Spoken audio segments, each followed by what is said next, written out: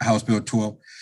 Good afternoon, everybody. I'd like to take this opportunity to welcome everyone to the House Economic Matters Committee. Today is Wednesday, March 3rd. We have 5 bills before us. I know the list is posted, has House Bill 1294 first, but it will be last as an accommodation to the sponsor. I don't believe we have a large number of witnesses for the various bills. So with that, I would just like to, again, welcome all our witnesses that will be testifying before the committee, remind them that the chat box is just for the members and staff to communicate with one another, not to testify. We should get through this in fairly short order. So with that, if Delegate Conaway is with us, I would ask that he join us and I'm having a hard time today. Join us and present House Bill 1225. Thank you, Mr. Chairman. Thank you, committee. I'm Delegate here to introduce House Bill 1255. I think that's what the number is. Yeah, 1255. It's retail pricing, it's retail disclosure and the manner of disclosure. And what I found out during this COVID epidemic, there was a certain level of gouging that was taking place.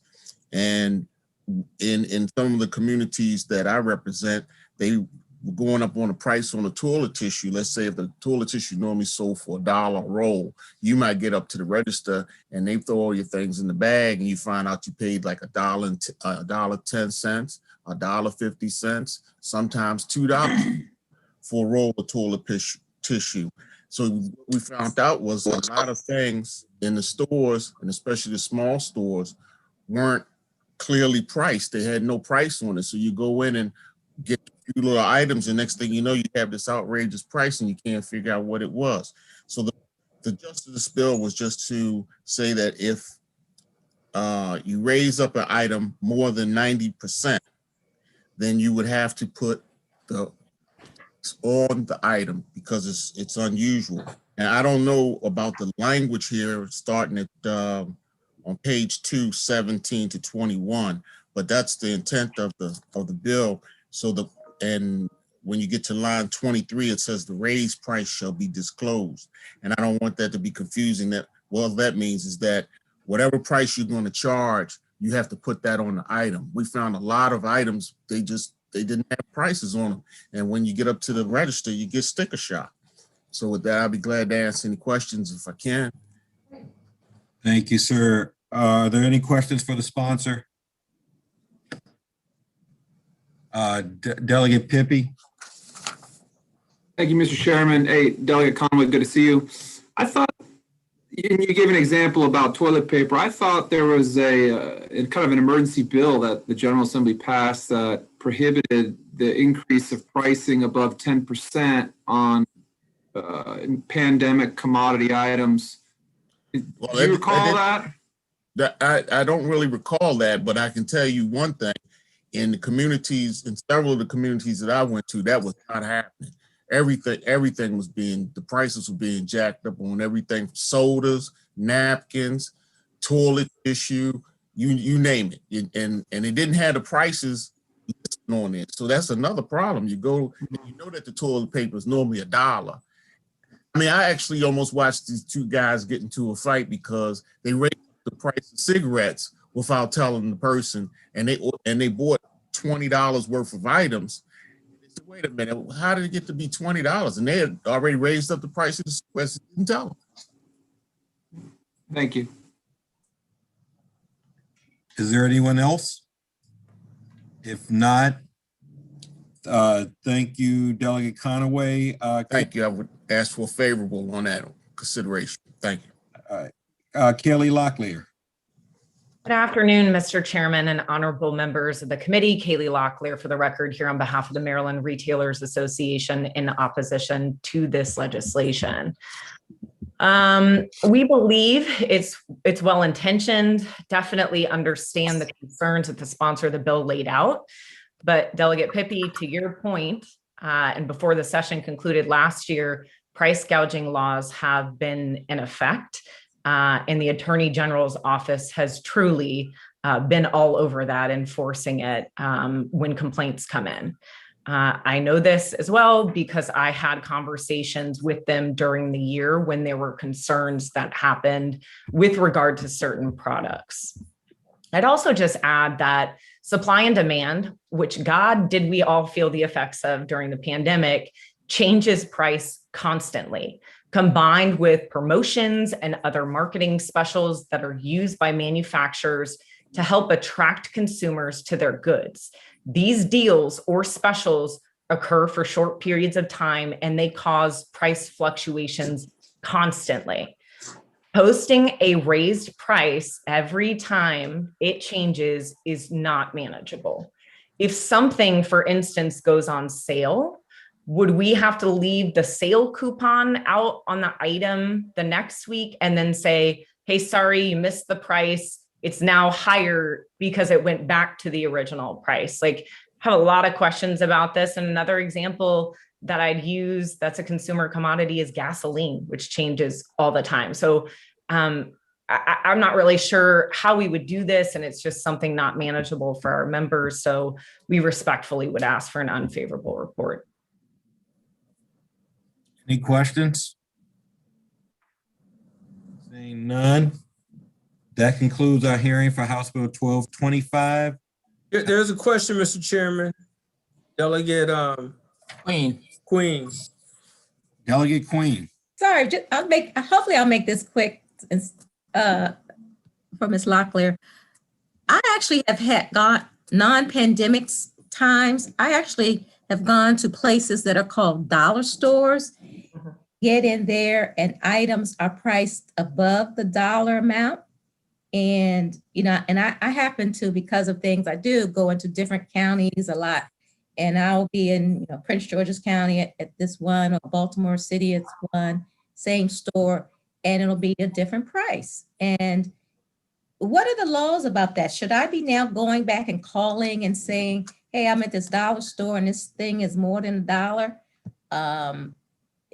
Should I be calling somebody to complain about that? Because that does happen. I do know. And I don't know what all happened during the pandemic, but I know in regular terms, I can go to one store in one jurisdiction and something is supposedly a dollar store, and I'm thinking everything's $1 or less, and it's more. How do I handle that? That's all.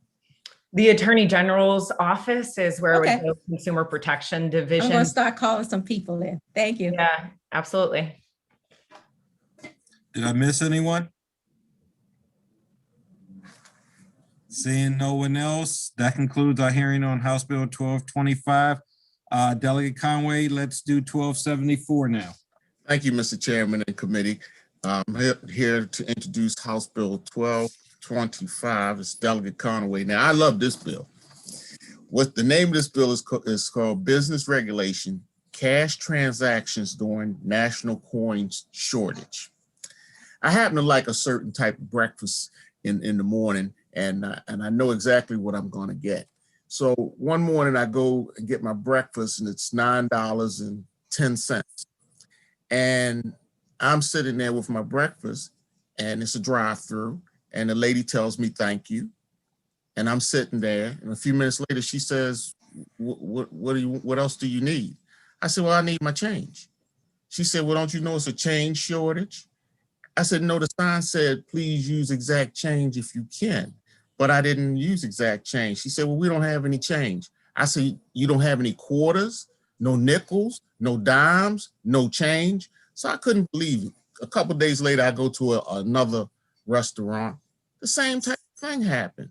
Well, all this bill is saying that if the company collects this money, the money over top of the transaction should be turned into the state. That's all this is saying. They should not, the company shouldn't keep the money because they don't have the change. When they do their accounting, they find out that they kept an extra $50 this month, turn that into the state. That's all this bill says. And I'll be glad to try to answer any questions if I can. Thank you very much. Any questions? Delegate Chi? Thank you, Mr. Chair. It's a very creative idea, but I wonder how you enforce that. how do you even know on the books how much the company actually is supposed to turn over to the state? Well, I guess we wouldn't know until they do their accounting, and then they'll see their receipts for the day equals $1,000. But somehow they have an overage in the drawers of $1,100. So they know that overage came from somewhere. They know they weren't giving back the change. First, we're gonna go with the honesty is the best policy. Let them send it into the state.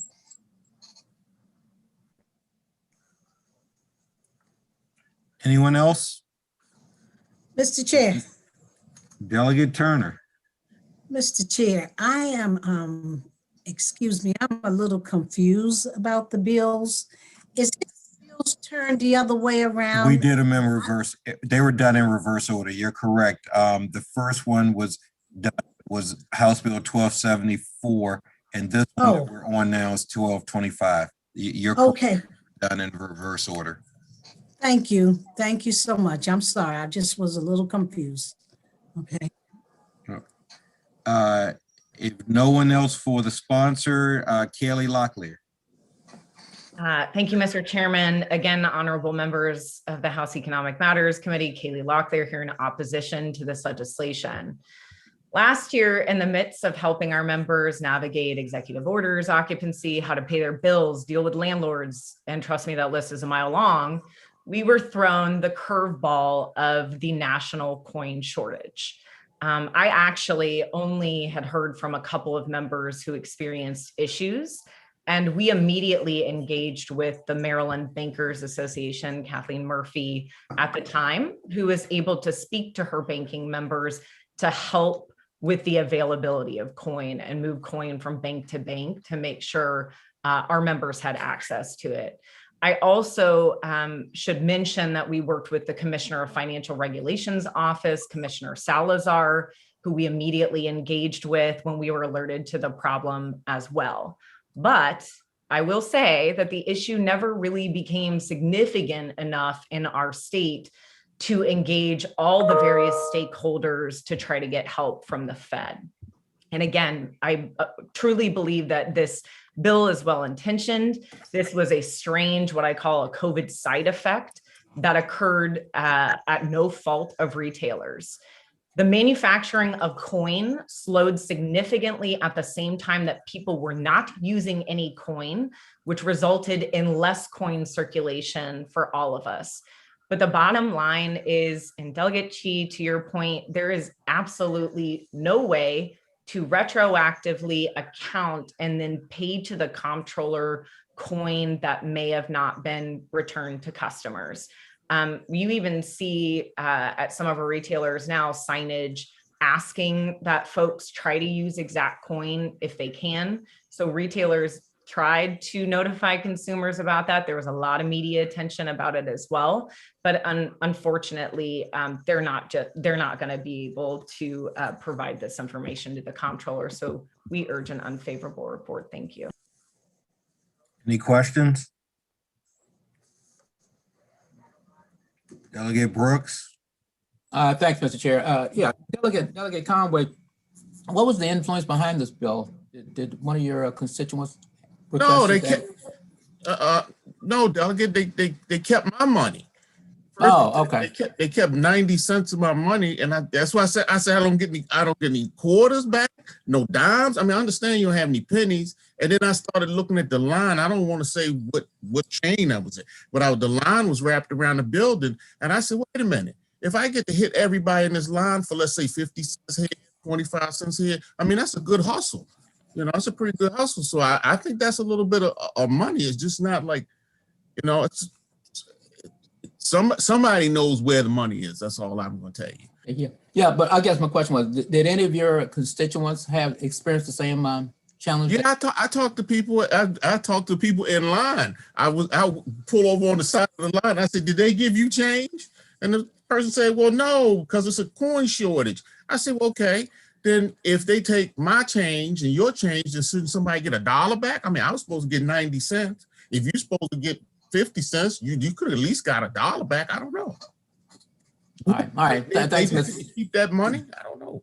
Okay, thanks. Thanks, Mr. Chair. That concludes our hearing on House Bill 1225 and 1274. Thank you, Delegate Conway. Thank you, Chair and Committee. We will now go to House Bill 1153, Delegate Adams.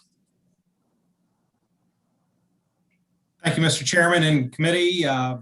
Happy to present House Bill 1153, names of entities with physician membership, approval, requirement, exemption. I bring you this House bill which amends the law relating to the naming of certain professional corporations. Professional corporations are those entities that are made up of certain licensed professions like architects, engineers, physicians, and others. This bill only applies to professional corporations comprised of physicians, though. It does not affect other professions covered by the statute.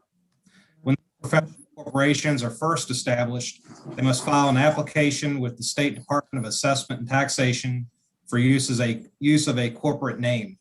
Under current law, the department is required to send the application to the licensing board, which regulates that profession for approval.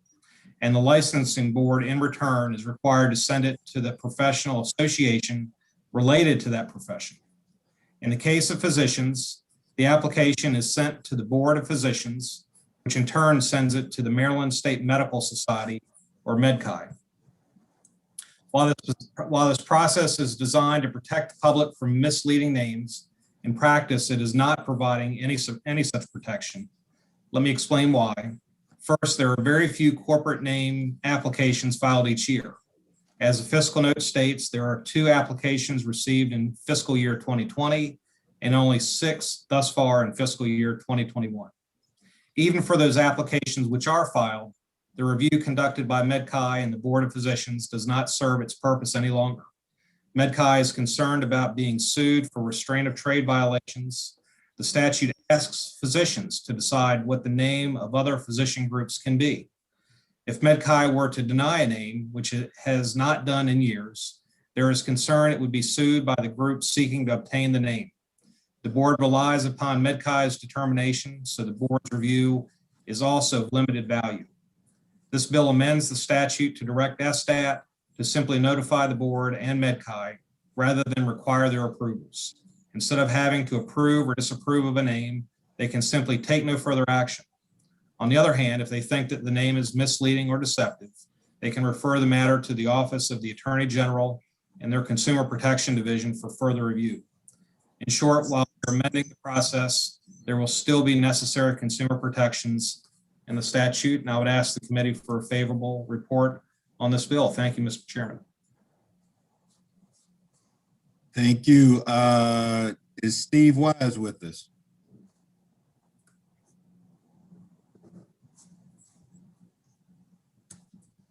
Mr. Wise. Okay. He's there. I'm here, Mr. Chairman. Can you hear me? Yes. All right. I apologize. We're 2 blocks away, but have been having connection problems today. So hopefully everything's okay now. Thank you, Mr. Chairman, and thank you, Delegate Adams, for sponsoring the bill. I think Delegate Adams did a great job outlining what the bill does, and I'm just going to give you a little bit more information of why my client, MedChi, does not think this is serving any purpose any longer. A number of years ago, there was a Supreme Court case decided by the name of North Carolina Dental, which basically said when you have a professional board like the Board of Physicians overseeing people who participate in that industry, they cannot act in a way that restrains trade. And that same principle applies to trade associations. And in this situation, we are basically asked to grant or deny a physician group the right to use a certain name. And as a practical matter, we don't deny them anymore because we're concerned about being sued for restraint of trade. So the entire purpose of this statute going back decades was to make sure that the names were not misleading. And it's not serving that purpose anymore because MedChi is just unwilling to say no. And I don't want to speak for the board, but I think they feel the same way. Your question probably is, all right, well, what protects the public? And our solution in this bill is to still give the Attorney General the authority to act if it's needed. But the bill takes us out of the requirement that we act on by approving or denying every one of these applications. And frankly, there are not many. As the fiscal note has pointed out, there were only a couple in 2020 and 6 so far in the current fiscal year. So it's not a manpower or workload issue. It's just the principle of putting people through a process that really has no real effect anymore. So with that, I appreciate the committee's time, and I'm happy to answer any questions. Any questions of Mr. Wise? Seeing none. That concludes our hearing on House Bill 1153. Let's stay with Delegate Adams and House Bill 1196. Thank you, Mr. Chairman, and happy to present House Bill 1196, Commercial Law, Credit Regulations, Reverse Mortgage Loan Act revisions. House Bill 1196 will update Maryland's current law, the Maryland Reverse Mortgage Loan Act of 2010, to give greater access to credit for Maryland seniors, and will retain and add consumer protections for seniors wishing to choose a private, non-government issued, insured reverse mortgage. Under the Maryland Reverse Mortgage Act of 2010, any reverse mortgage in Maryland that is not an FHA insured loan must comply with all FHA HECM program requirements. The FHA HECM has various limitations that may disqualify certain seniors from leveraging the equity in their homes for financial planning purposes, as well as a mechanism to stay in their home. These limitations include maximum loan amounts, restrictions on certain condominium properties make them ineligible, and also age limitations where the borrower must be 62 and a half years old to be eligible for an FHA HECM. So what does the bill do? The House Bill 1196 would clarify the issues caused by Maryland's current law by not requiring private non-FHA insured reverse mortgages to comply with every FHA HECM program guideline. Seniors with substantial equity and higher valued homes could leverage their equity through a private reverse mortgage, which allows for higher loan amounts than allowed under FHA HECM. House Bill 1196 may allow seniors that own condominiums and projects that are not FHA approved to obtain a reverse mortgage in Maryland. The bill will allow for homeowners as young as 60 years old to obtain a reverse mortgage. House Bill 1196 retains consumer protections such as counseling, underwriting, and limits on offering other financial services products with a reverse mortgage such as annuities. Additional consumer protections added by this bill include disclosure checklist advising consumers what to cover with the counselor and counseling, a pre-closing disclosure explaining adjustable rates, if applicable, and maturity events and other terms of a reverse mortgage, a 7-day cooling off period after commitment before a consumer can close a loan, fee limits, annual disclosures with information on the loan over the past year, and lastly, servicing rate adjustment disclosures for adjustable rate loans. The bill is important and passed because it will open new opportunities for senior citizens to stay in their homes and leverage their equity through a private reverse mortgage while strengthening consumer protections for Maryland seniors. FHA may further limit the HECM program to seniors most in need by further restricting loan limits, leaving many more Maryland seniors without good options to access their home equity. Having the ability to obtain a private reverse mortgage and using the equity in their homes to receive funds can help Maryland seniors that are dealing with financial challenges caused by COVID-19. Mr. Chairman, I'd ask for the favorable report on this bill, and thank you very much. Thank you. Any questions for Delegate Adams? Delegate Queen? Thank you, Mr. Chair. Thank you, Delegate Adams. Can you just let me know, the impetus was from some of your constituents who are saying they're having trouble getting money from reverse mortgages? Is that the impetus? Am I on mute? Sorry, I put myself on mute. I would ask that the sponsors panel testify, and maybe we can get those answers for you in a more direct fashion. Okay. Steve Irwin?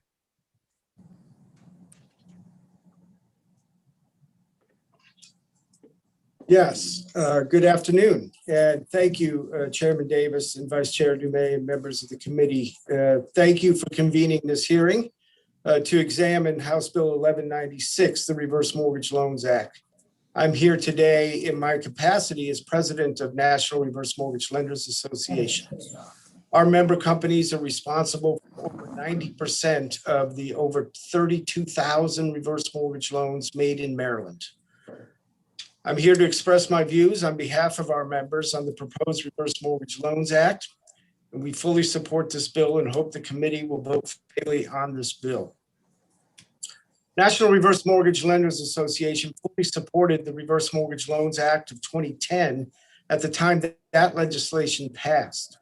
Over the course of time, however, it's become clear that the 2010 reverse mortgage legislation had some unintended consequences that has precluded reverse mortgage borrowers in Maryland from taking advantage of the full range of product offerings made available in other states. As the FHA insured program has matured, there have been new regulations put in place, primarily to protect the FHA insurance fund. There are limitations on the amount of loan proceeds that can be accessed in the first year. There are limitations on the type of outstanding debt that can be paid at the time of loan closing, and there are restrictions on certain condominium projects as well. Cooperative units are not eligible for FHA loans. 1196 would clarify these issues by not requiring private non-FHA insured reverse mortgages to comply with every FHA program guideline.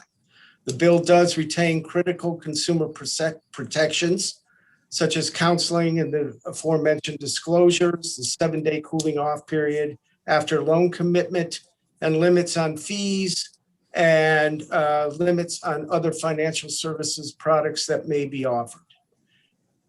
House Bill 1196 will open new opportunities for businesses to offer private reverse mortgages to senior citizens while strengthening consumer protections for those seniors. Thank you, and I'll take any questions you may have. Delegate Queen, did you want to repeat your question? Sure. So my question was, what was the impetus for this change? Are we having seniors or people who were saying they're having trouble now getting equity out of their home or a need for the reverse mortgage? What's the impetus? This issue was brought to our attention by our members in the state of Maryland. We have very active lenders throughout the state.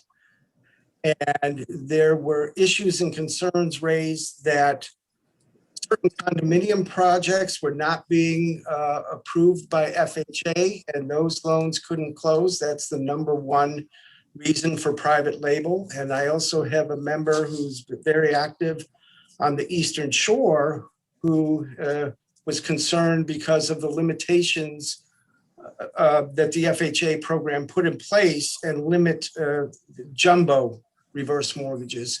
So the private offerings were not available because of the evolution of the FHA insured products. And yes, it was our membership in Maryland that brought this to our attention. Okay, and these are your Maryland lenders, is what you mean? That's correct. Okay. And the second question I was going to ask, 60 federally now considered senior citizens? Because he was wanting to change the age from 62, I know with FHA uses, to 60. Is that a federal number? The FHA, the statute which created the FHA insured reverse mortgage product delineates the qualifying age as 62. Mm-hmm. And many of the private labels will offer products down to age 60. So if there is a 60-year-old who is in need of a product, who wants to continue to age in place, they would not be able to qualify for that loan until they were 62. Okay, so that's your private labels are trying to have the age lower. Okay, I think that's it. Thank you. Thank you. Delegate Walker.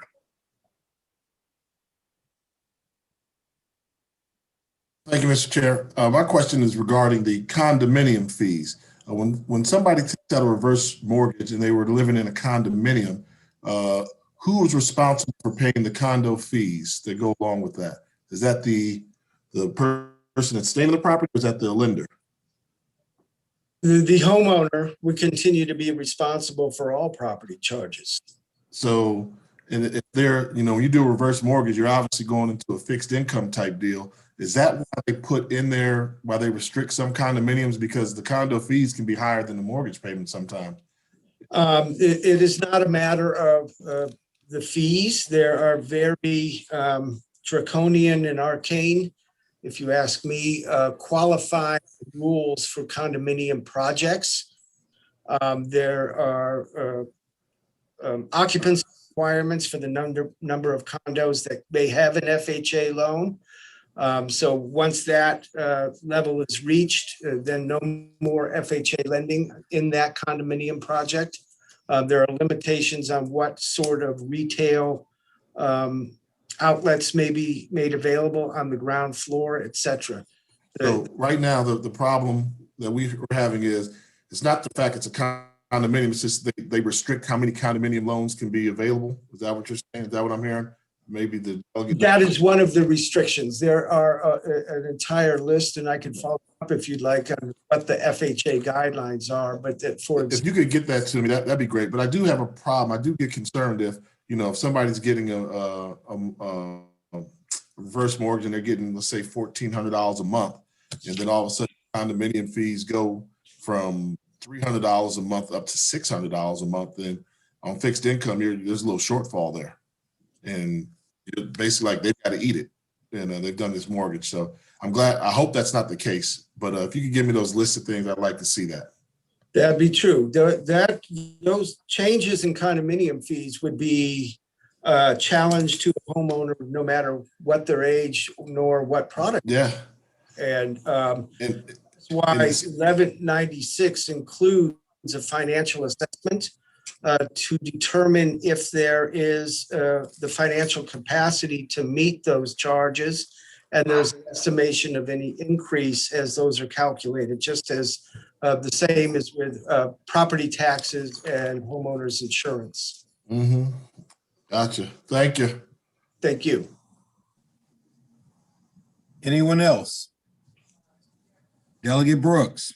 Thanks, Mr. Chair. Hey, Mr. Irwin, being a senior citizen, I read the AARP, and in there, they said many homeowners view a reverse mortgage the same way they would view a cobra in a bathtub. I'm sure that is unfounded, but how would you dispel, or what would you say to do away with that particular myth? Well, I'll say that, again, there's been over 1.2 million reverse mortgages originated across the United States, over 32,000 originated in the state of Maryland. The reverse mortgage is not a product that is for everybody. Mm-hmm. He wants to continue to age in place, and there are indeed obligations such as paying property charges and maintaining insurance.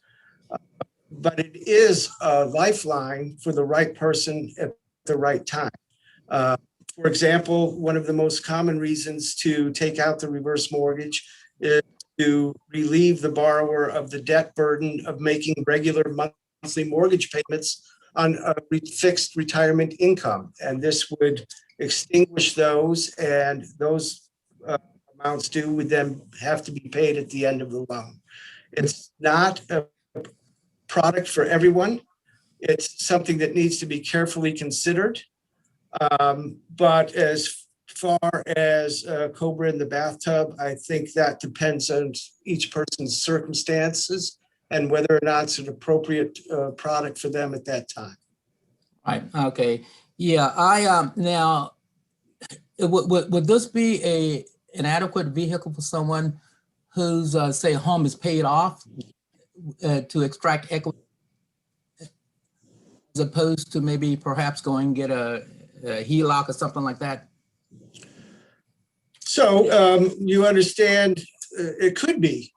And again, if you're retired and you are living on a fixed income, Social Security and other retirement savings, are you able to make the regular recurring payments on a HELOC loan?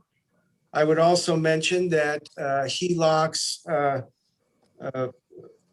offer only interest payments for a set period of time, and then those payments can balloon.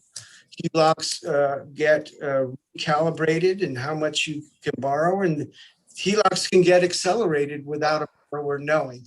So the consumer needs to go through counseling and determine how suitable that product is for them at that point in time. Okay. All righty. Thank you. And thank you, Mr. Chair. Thank you. That concludes our hearing on House Bill 1196. We'll now go to our final bill, House Bill 1294, Delegate Charles.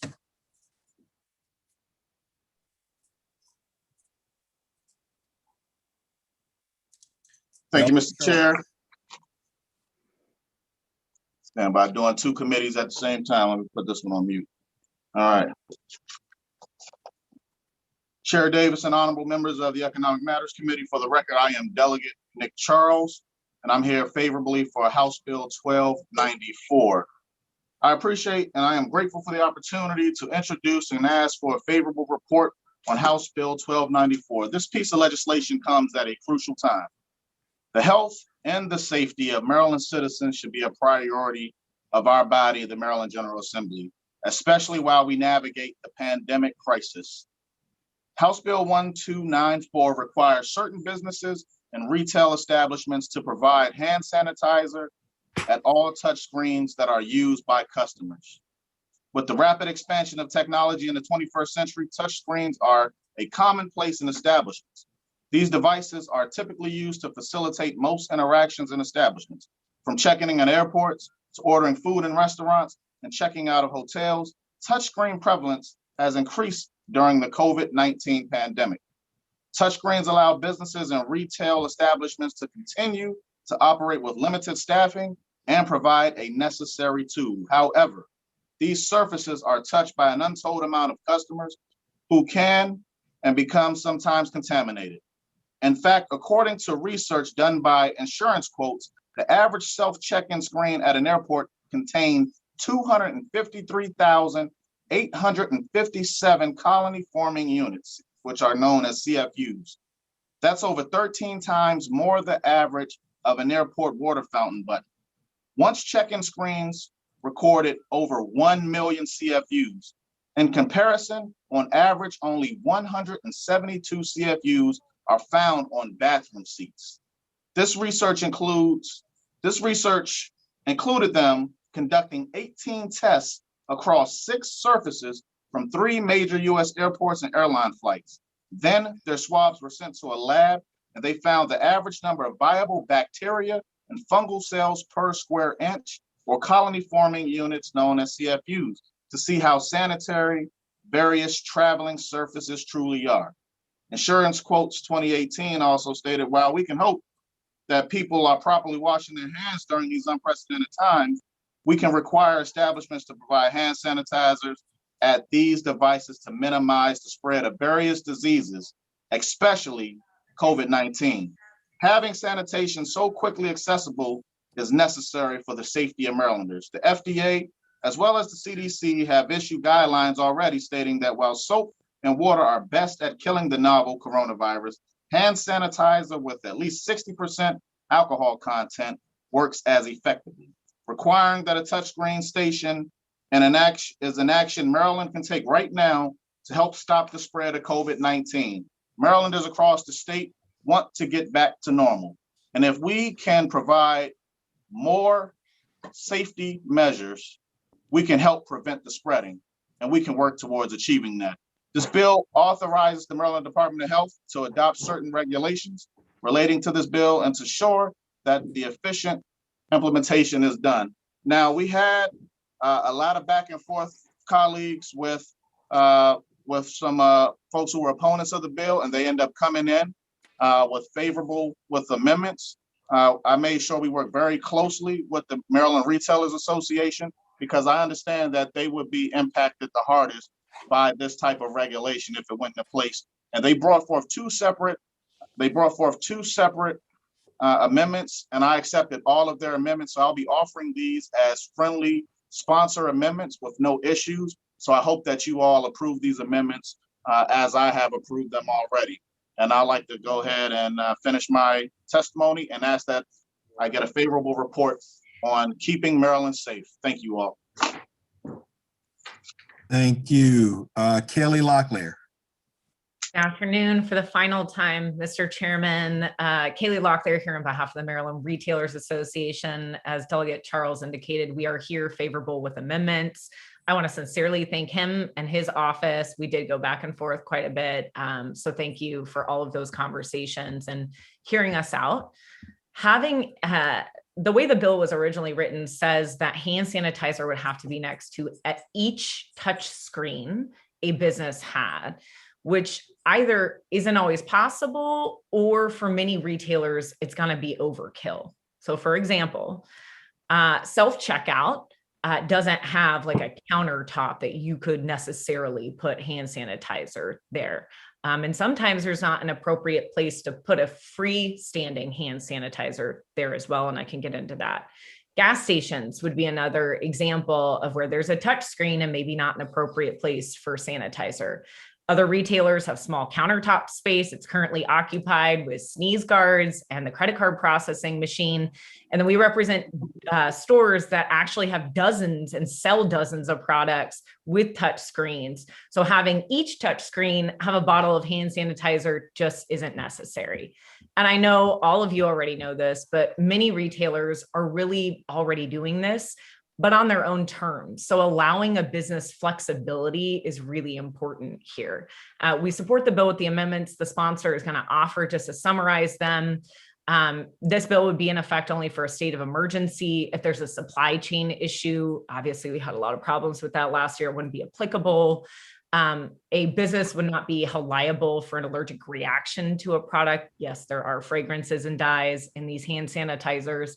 And then finally, we need to give a business an option to either have their own protocol to clean these by themselves or offer hand sanitizer to folks. So hopefully you'll adopt those amendments and we're good with the bill. I thank you. Any questions? Seeing none. That concludes our hearing on House Bill 1294. That concludes the bill hearings for today. I'd ask the members, are there any subcommittee announcements? Okay, no subcommittee announcements. I'd ask the members to be on the lookout in your mailboxes. You may be hearing from your chair or from the committee council regarding subcommittee meetings. With that, that concludes the business for the House Economic Matters Committee for today. Thank you all very much, and I will see you tomorrow.